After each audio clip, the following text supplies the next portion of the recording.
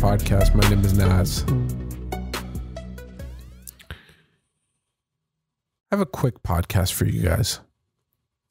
I wanted to talk about the aftermath in the Sean O'Malley Marlon Veras fight. Highly anticipated fight with two tacticians going against each other. One with this marauding style, just wanted to knock your block off. And the other with more of a pinpoint sniper-like strategy. Both fighters coming in there with really good techniques, really good overall game. Both of them are great on the feet. We've seen that from Cheeto in past fights. We've seen that from Sugar in BJJ tournaments. But both fighters looking like they're a great matchup for each other. Everybody doubting Cheeto coming into this match. And he ends up winning the fight by TKO in the first round. The fight was super short. And it ended in a really weird way. It ended with Sean O'Malley on the ground holding his leg. And when the fight started, Sean O'Malley was throwing everything he's got. Throwing knees. He looked like he was being very aggressive with his hands, putting Cheeto right against the cage. It was honestly something that I didn't think that Sean O'Malley would do. Sean O'Malley is the type of person that allows people to come into his range and then snipes them from distance.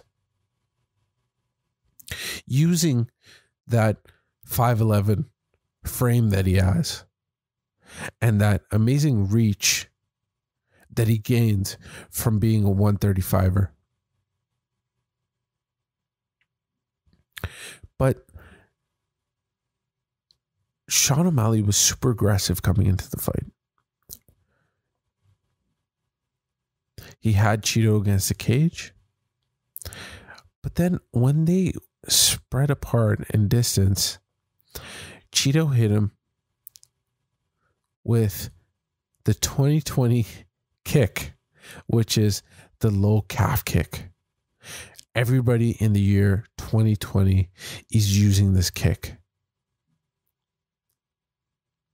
Well, fighters have described it.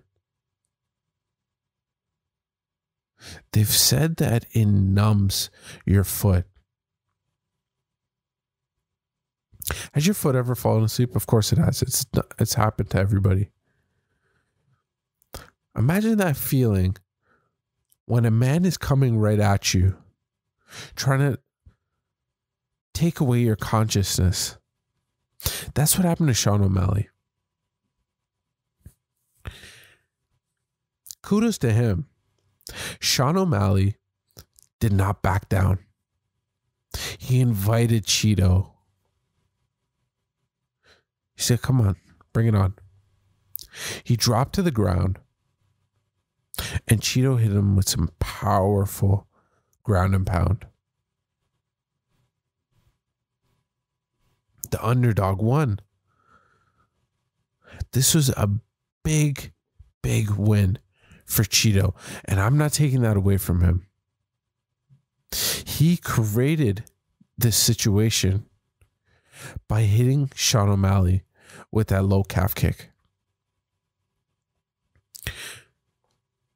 But a lot of people online are saying how frustrated they are, but not seeing the full breadth of Sean O'Malley. We've seen it before. We've seen the power. We've seen the striking abilities of Sean O'Malley. He just wasn't able to showcase that. Now, he was on the ground, wincing in agony. He had to take a stretcher. out of the cage. Ben Askren saying that it's weak, which I don't know what that is. That might be because Sean O'Malley doesn't want to be in Ben Askren's family videos, the ones that he's doing with Chase Hooper. There might be some sort of vendetta against him. It's not a sign of weakness. Sean O'Malley brought this up in his podcast. He said that if the option is given to me, I'm going to take that stretcher.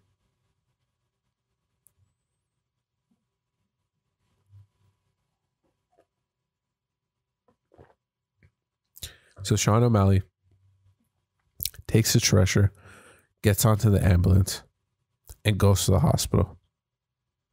While he's in the hospital, he's sitting there, and he's told that he can't get his scans done to figure out if it's torn until the swelling goes down. So he waits. Many speculations come out that it's completely torn, ACL injury, whatever injury, all that kind of stuff. Sean O'Malley comes out, talks about it a little bit in his podcast, and then made a post on Instagram saying that he's fine. It was just that numbness. Nothing was wrong with his leg. Or what he is giving out to the public. He could be telling us one thing, because he's had leg injuries before. Maybe this is just a way to announce to everybody, including future fighters, that his legs are perfectly fine. This might just be a tactic.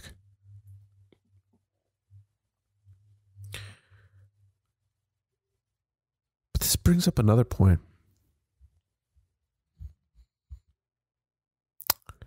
What do we do with Cheeto? Do we make him fight Sean O'Malley again? Or does he move up in the ranking? This was such a big win for Marlon. His coach even told Sean O'Malley and his coach that we'll see you again. Sean O'Malley being supremely confident on his podcast, saying that he doesn't believe that he lost the fight. I don't think this fight deserves a rematch, because there's only two outcomes on this. One outcome, Sean O'Malley wins, then they have to have a rubber match, which I don't think the UFC is interested in. The other option, Cheeto wins and then knocks out Sean O'Malley from being the superstar that he's capable of being. Because if he loses 2 in a row to a guy that he says that he's beaten, that's just not a good look. Especially for the rocket ship that he's on right now. He's just hit a little bump. I think on Instagram he's got 1 million followers now, which is amazing. This guy's going to be a real superstar.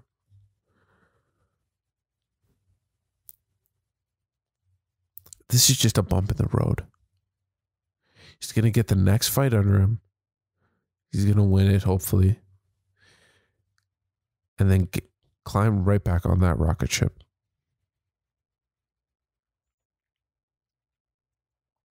He's so antsy, and he just wants to get back and train, which is great to see. Some fighters just get into that depressed stage after a fight. It doesn't seem like this is the fact with Sean O'Malley.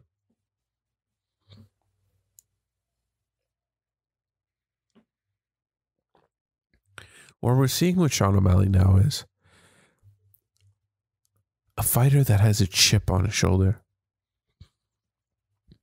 Before this, undefeated, rising star, getting everything that he's needed. But now he's got that bump in the road. This is the fork. He's got 2 ways to go.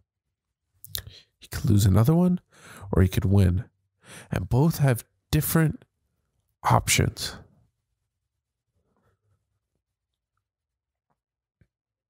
But you could never take this away from Sean O'Malley. He is a star in the sport. But Marlon Veras, he's put his name on the map as well. This is like when Nate beat Connor. Because when Nate beat Connor, all of the hardcores knew about him. Everybody loved him and his brother.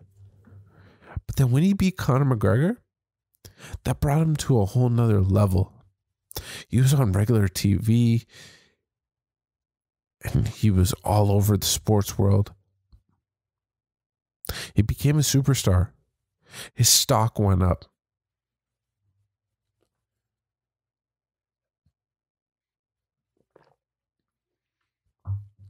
This is what happened to Cheeto. This is what I believe is going to happen to him. His stock has risen.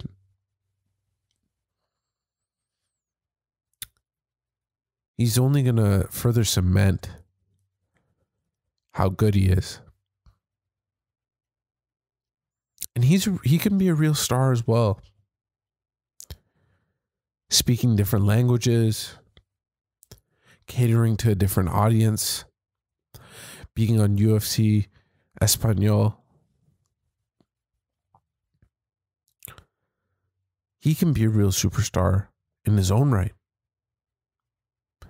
He caters to that section of the market. And he just beat a guy that was antagonizing him like crazy.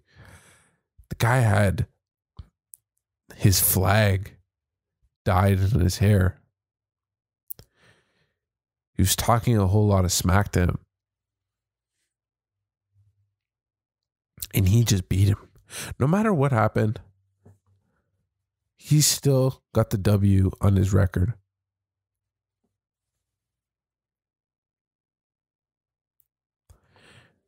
And in our sport, a loss is not like it is in boxing.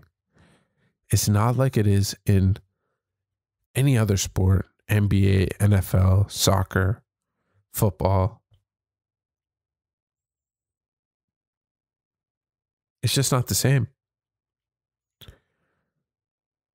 You could be on a 2-fight losing streak and then come back with an amazing win. And everybody loves you. Sean O'Malley just needs to win. A lot of people say this winning solves everything. And Sean O'Malley, from what I've seen behind the scenes, he's got that mindset. He wants to get back in. He wants to start to train. And he wants to get another fight under his belt. He wants to get that taste out of his mouth.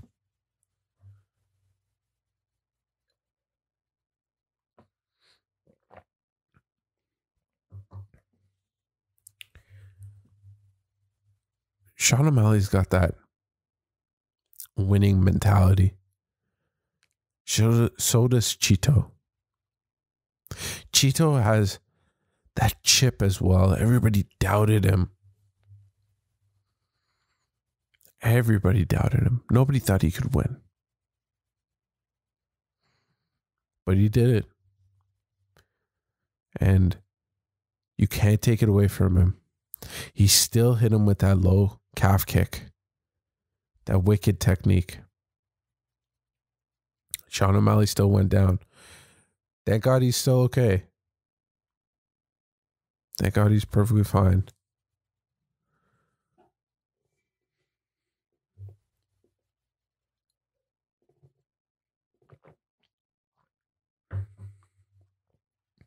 We have seen this lower calf kick, or we've seen this numbing in the foot affect other fighters, like Michael Chandler in Bellator. That was crazy. His foot was rolling all over the place. Go back and watch that. A lot of analysts are bringing it up because Michael Chandler did not give up in that fight. So same thing with Sugar. But Michael Chandler, he just saw it and he just overcame it. His foot was just all over the place. It was rolling over itself. The one thing about these foot numbing things that I'm just so worried about is that you could pull a muscle while that's happening. You could roll your foot over. You could get a really bad ankle sprain.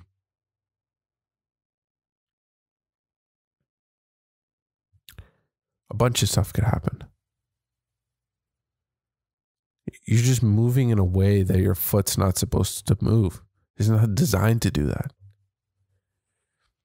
So thank God everything's okay. Because there could have been a lot worse that could have happened.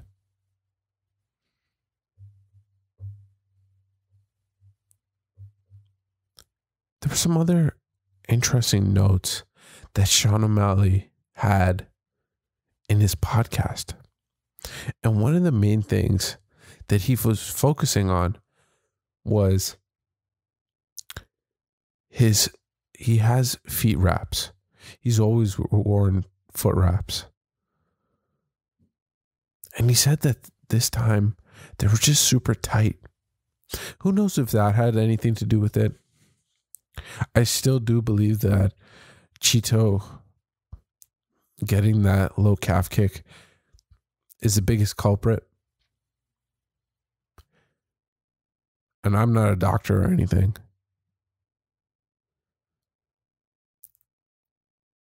But maybe they have something to do with each other. The foot wrap and the leg going that numb. The other thing that was surprising to me was Sean O'Malley got his leg numb, but he usually, this thing doesn't last that long. Like while he was in the hospital, he still said that he could feel pain.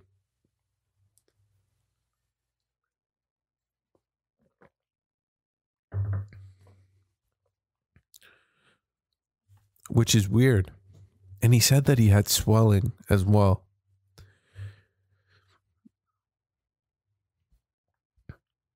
But he did say everything's okay. So, you know,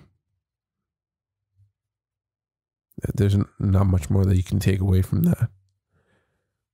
At the end of the day, Cheeto won. Sean O'Malley lost. Cheeto has brought his career to another level. He's put his name on the map for a lot of casual fans. A lot of fans that just tuned in and saw a crazy fight and super quick. Sean O'Malley has got that fire under his belly to get back into training, to get another fight. He says that he's perfectly fine.